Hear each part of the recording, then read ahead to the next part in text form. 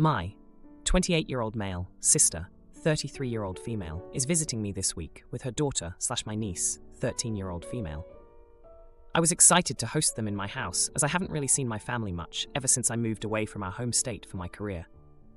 For context, I'm a lawyer at a large firm.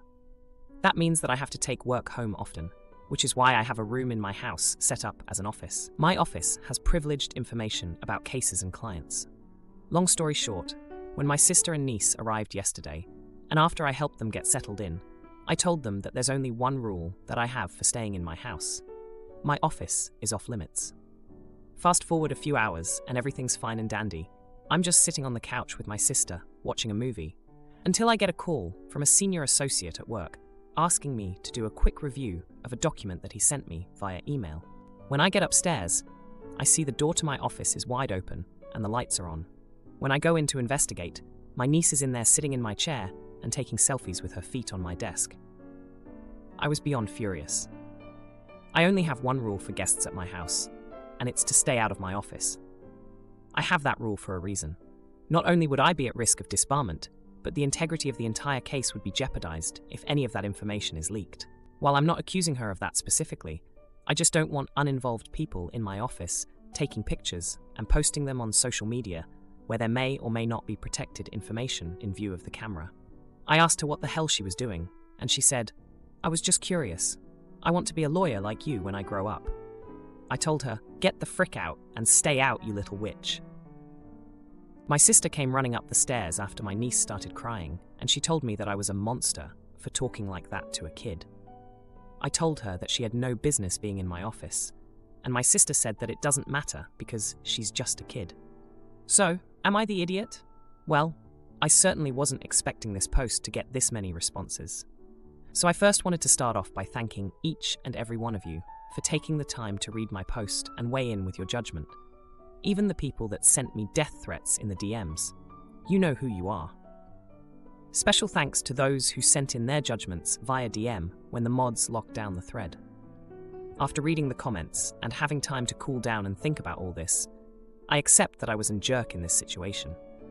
While I was right to be mad, I overreacted and made this situation something that it wasn't. This is also a wake-up call for me to stop being lazy and do a better job of securing my documents. I'll admit that the inconvenience of locking everything down led me to become sloppy. Not anymore. I've already ordered a lock for my office door and a fireproof safe for my paper files. My desk has lockable drawers and my computer is password protected. I'm also seriously considering a security camera. Last night, I probably spent 20 minutes apologizing to both my niece and sister. I promised that I would never yell at her or use that type of language towards her ever again. She accepted my apology, we gave each other a hug, and she also apologized for being in the office. My sister forgave me as well. I also took them out to their favorite restaurant. My niece and I had a conversation over dinner about the importance of attorney-client privilege and the secure handling of confidential information. Two things that are extremely important if she's serious about becoming a lawyer. She seemed genuinely curious, and I answered all her questions that I could about the type of cases that I handle. When we got home, I decided to surprise her. I showed her around the office, and I let her take another picture at my desk after I put away all my sensitive files, of course. Now for a few comments before the update. Comment 1. She is 13 years old. She was intentionally violating the rule. But still, what's wrong with you? Everyone sucks here. A solo practitioner, appeals and post-conviction work in appointed criminal cases only, has this to say. I would think a fancy-pants big firm attorney who has a bunch of privileged crap in their home office just like I do, would put a locking knob on the door and/or keep all materials in locked cabinets when not in active use. You are not adequately protecting these materials.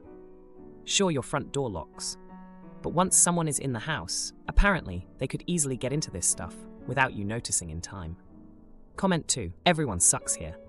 A 13-year-old is old enough to understand that a certain room is off limits and not go in there.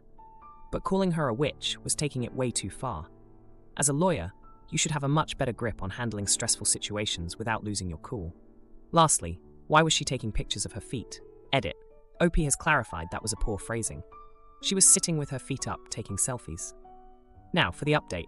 Hey everyone.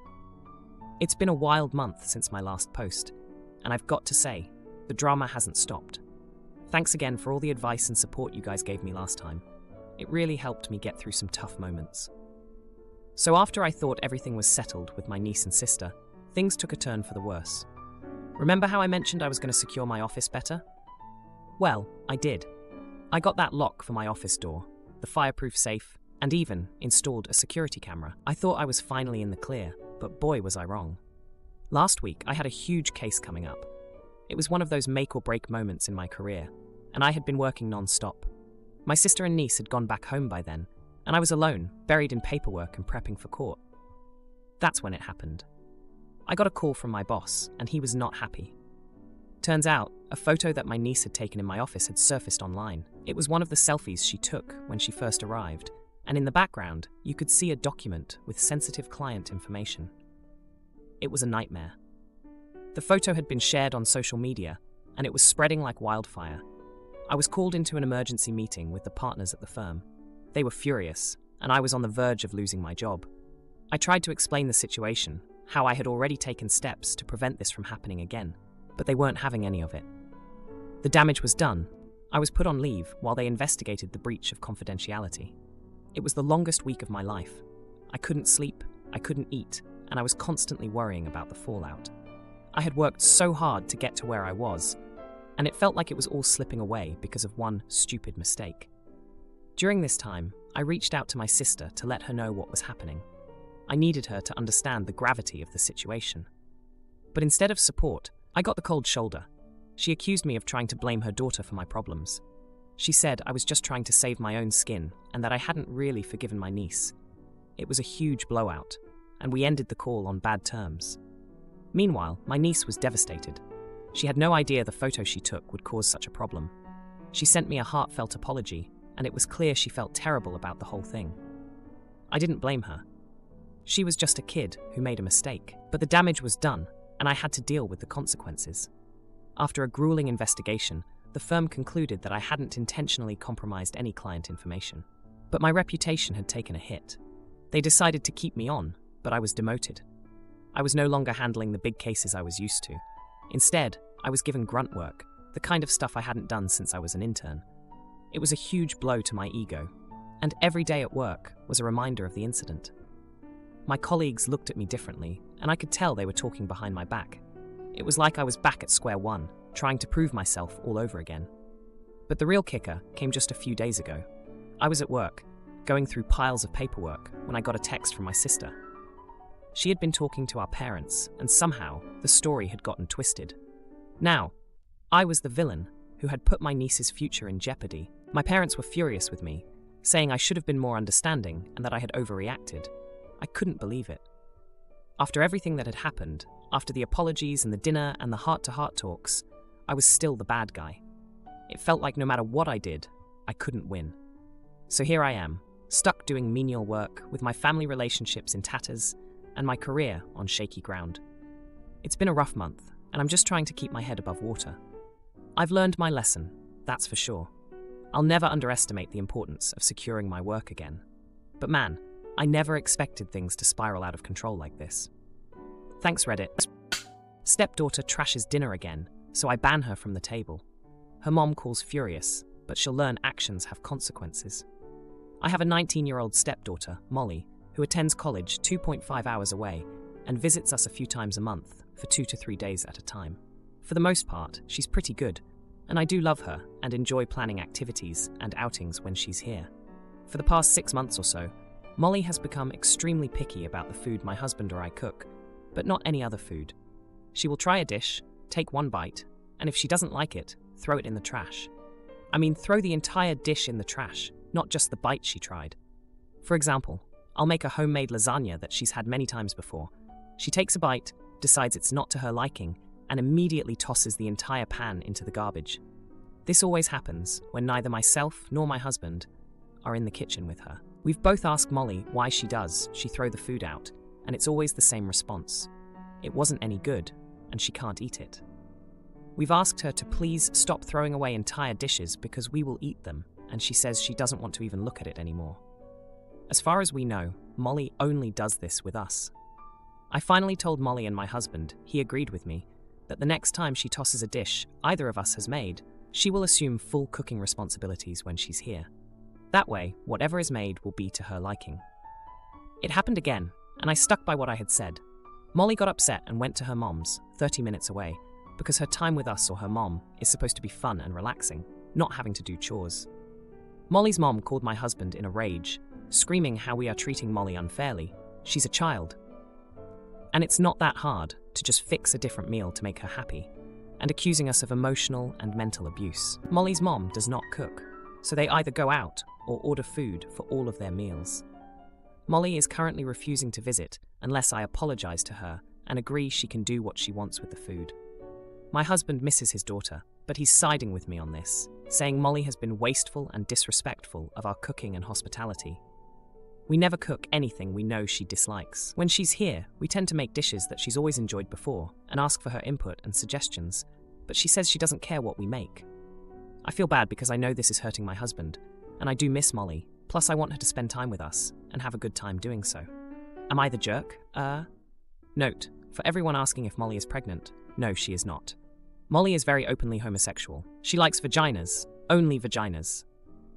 Additional note, this only happens at our house. When we go out or order food, she happily finishes her meal, gets dessert, and often finishes my food too, which I absolutely don't mind. Additional note too, Molly is 19. She's not a minor. Nobody can force her into any sort of therapy without her consent and willingness to go. Now, for a few comments before the update. Comment 1. Not the idiot. Molly is acting like an entitled, selfish brat. Anyone in their right minds knows it's unreasonable to throw away an entire dish of good, fresh food. Maybe send her to the homeless shelter and see how her perspective changes. She doesn't understand how expensive groceries are nowadays either. She needs a reality check. Something is making her act this way. Maybe find the root of it. That, or it is her entitlement issues. You do not owe her an apology. Stand your ground and be stern, girl. I know you, and especially your husband, miss her, but she will eventually come around. Something's going to give, eventually. Comment 2. 1. Molly is not a child. 2. Molly's mom needs to learn what constitutes mental and emotional abuse. 3. It sounds like Molly's mom never followed through with consequences, which is simply what you are doing. 4. Food costs money, honey. What better time to teach a child the value of $1 than now while she is in college? She's going to be on her own soon and needs to learn that you can't just toss meals aside with the expectation that someone is going to buy her a replacement food and cook it for her. Not the idiot, OP. It sounds like Molly and her mom are messing around, but they'll find out. Now for the update. Hey Reddit, it's been 3 months since I last posted about my stepdaughter Molly and her habit of throwing away entire dishes of food that she didn't like. A lot has happened since then, and I think you'll find the developments pretty interesting. So, after the last incident, Molly had gone to stay with her mom, and things were tense. My husband was missing his daughter terribly, and I was feeling guilty about the whole situation. We were stuck in a stalemate, with Molly refusing to visit unless I apologized and let her have her way with the food. But then, something unexpected happened. Molly's best friend, who often visited our house, came over to talk. She revealed that Molly had been bragging about manipulating both her mom and us with her food antics. Apparently, Molly thought it was funny to see how far she could push us and enjoyed the drama it created. This was a shock to us because it was so out of character for the Molly we knew. Armed with this new information, my husband and I had a long talk. We decided that we wouldn't give in to Molly's demands, but we also didn't want to lose her. So we came up with a plan. We invited Molly over for a peace talk dinner, promising that we would discuss the situation and come to an agreement. Molly arrived, expecting to have the upper hand, but we had a surprise for her. We had cooked all of her favorite dishes, the ones she had always loved. But before we sat down to eat, we confronted her about what her friend had told us. Molly tried to deny it at first, but when we stayed calm and showed her we weren't angry, just disappointed, she broke down and admitted everything. It turned out that Molly had been feeling left out since she started college. Her friends were all experimenting with their identities and pushing boundaries, and she wanted to see if she could do the same with us. She didn't realize how much it hurt us and was genuinely sorry. After a long discussion, we all agreed to start fresh. Molly would respect our cooking, and we would be more open to discussing any issues she had. It seemed like we had finally reached a breakthrough. But the real twist came a few weeks later. Molly had been sticking to her word and being respectful during her visits. Then, one evening, She cooked dinner for us as a surprise. It was a dish we had never tried before, and honestly, it wasn't great. But we praised her effort and ate it without complaint. The look on Molly's face was priceless. She had expected us to react the way she used to, but instead, we showed her kindness and appreciation. That night, she apologized again, this time with tears in her eyes, saying she finally understood how our actions had made us feel. Since then, our relationship with Molly has improved dramatically. She visits more often, and we enjoy our time together. She even started bringing leftovers from her cooking experiments at college, which, to our delight, have gotten much better. And as for justice being served, well, Molly's mom called us recently, complaining that Molly had thrown out an entire meal she had ordered because it wasn't to her liking. It seems Molly had decided to give her mom a taste of her own medicine, showing her what it felt like to have food wasted. We couldn't help but feel a sense of poetic justice, even though we didn't encourage Molly's behavior. Brother demands nephew's $5,000 savings, but I won't let his toxic choices drain it. Nephew smirks, knowing the money's safe with me as, "Hi everyone, I need your judgment on a situation involving my teenage nephew's finances. My sister and family overall have poor money management skills, and my nephew, recognizing this, asked me to control his money for him, since I am more responsible and manage my money well. He values responsible financial management and, after discussing it with him, I agreed. He's only a junior in college, but he's earned a decent amount of money through little jobs he's done here and there, as well as lifeguarding in the summer. When he needs money for something, I give it to him. Originally, his account was linked to my bank, but in his name, so I can do easy transfers for him when needed. Now recently, his mom, my sister, and her husband somehow bought a house way beyond their means. I really don't know how they got approved, but now they are drowning in bills and consistently behind. My sister recently called her son in college and asked him to give them what he has so they can cover some bills. My nephew, being the honest kid he is, actually told them how much he has saved, upwards of $5,000, and they wanted all of it. He said no, because he's saving this money for when he graduates, so he can buy a car or maybe move out and start his life. My sister then forcefully tried to go to his bank and demand money be withdrawn, but she was denied since I am the main account holder. My sister called me and insisted I transfer her the money because it's her son and she has a right to that money. I stood my ground and said no, it's not fair to take from him and what he's worked for, especially since I know for a fact they won't pay him back. My nephew offered them a compromise of giving them $1,000 free and clear, but they want all of it, and I refuse to release it, as my nephew has told me he doesn't want to. Now my sister has called our mom and the entire family to make me look like a controlling witch, and saying how I am trying to parent her son and teach him bad manners and not to help family. She's telling everyone I should give her control of the money because it's her son. So, am I the idiot for standing my ground and refusing to give my sister access to her teenage son's money? Even though he and I both think it's in his best interest to have responsible financial oversight. I'm wondering if I am, since they really need it and may lose a lot without it, but my nephew said no, and it's his money. Update. To add some additional info on why I still am a custodian on the account. The account was opened when he was 15 because his parents would always take any money he was given, like for Christmas or birthdays. I am still on the account because he does not want me off till he finishes school and can move away from his parents for good. Now, for a few comments before the update. Comment 1. Of course you're not the jerk. Your nephew is a 16-year-old and can decide what to do with his own money. Clearly he trusts you over his parents to be on a bank account with him because he knows you won't steal from him, which isn't something he could count on with his own parents. Your sister has no right to that money.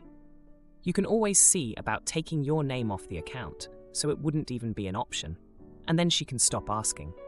If your nephew plans to save the money until after graduation, encourage him to put most of it in a CD or other account that doesn't allow withdrawals until the term ends. Comment 2. Not the jerk. You are protecting your nephew from your jerk sister. Don't give in. Continue to support your nephew in this. He may need you if his parents get really petty and start telling him not to come home. You said it yourself. Your sister bought a house she can't afford. Not your problem, and not nephew's problem. You weren't consulted in their purchase. They should adult and figure it out. I am assuming they are not paying his college tuition. Now for the update. Hey everyone, thanks for all the comments on my last post. I'm back with an update, and let me tell you, things have taken some pretty unexpected turns. So after I last posted, my nephew, let's call him Jake, was doing his best to navigate the tension between his desire for financial independence and the pressure from his family. He's always been the kind of kid who had his head on straight, even when his parents, my sister and her husband, were making questionable choices. Remember how they bought that house they couldn't afford? Yeah, well, the situation with that has only gotten worse. A few weeks ago, my sister's husband lost his job.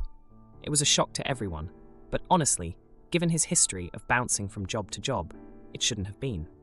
They were already behind on their bills, and this just threw them into full-blown panic mode. My sister was desperate, and that's when things got really messy. She tried to convince Jake to give them his savings again, but he stood firm on his decision. He's been working extra shifts at his lifeguarding job, trying to save up even more for his future. He's got dreams, wants to travel a bit after graduation, maybe work abroad. But my sister, she just couldn't see past her immediate needs. Then came the confrontation that none of us saw coming. My sister showed up at my house, unannounced, in tears. She begged me to transfer the money, saying they were on the brink of losing the house. I felt for her, I really did, but I also knew that giving her that money would be a temporary fix at best. Jake had worked hard for that money, and it wasn't fair to him. But here's the heartbreak. Jake's relationship with his parents has deteriorated to the point where he's barely speaking to them. He's so disillusioned by their actions, and it's taken a toll on him.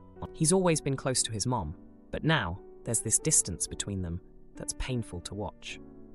The real jaw-dropper came when my sister tried to take matters into her own hands.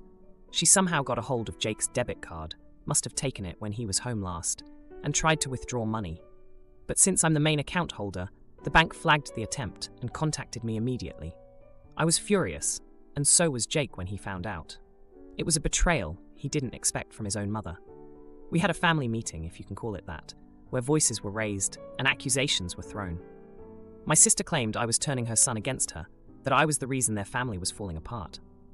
But Jake, bless him, he stood up and told her that it was their actions, not mine, that were causing the rift. The fallout from that meeting was intense. My mom, who's always been the peacemaker, tried to smooth things over, but there was no calming the storm this time. My sister and her husband are now barely hanging on to their house, and the tension in the family is thicker than ever. Jake's been staying with me more often, just to avoid the drama at home. He's focusing on his studies and his job, trying to keep his head above water amidst all the chaos. It's been tough on him, seeing his family like this, but he's handling it with a maturity that's beyond his years. And as for me, I'm still standing my ground. I've had to be the bad guy in all of this, but I know I'm doing what's best for Jake. It's not easy, watching your family fall apart, but I have to protect my nephew's future. He's got so much potential, and I won't let my sister's poor decisions drag him down. If you liked this video, you'll probably like these too. Also, while you're here, please consider subscribing. It's your support that keeps this channel alive and allows me to make better and longer videos. Have a great day.